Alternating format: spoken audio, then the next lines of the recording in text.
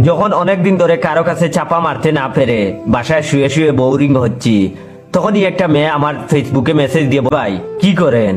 আমি তখন উত্তর দিয়েছি, আর বইলেন না আপু, আজকাল যা কারেন্টের অবস্থা, একটু ফেসবুক লগইন দিব, কারেন্ট গেলে আবার ওয়াইফাই চলে যায়, ডাটা আছে 200 জিবি, তবুও ওয়াইফাই ছাড়া ভালো লাগে না, তাই ওয়াইফাই এর লাইন আইপিএস এ লাগিয়ে চালাচ্ছি। আইপিএস দিয়ে ফ্যান ঘুরতেছে যদিও, তবুও এসিতে থাকার অভ্যাস তো।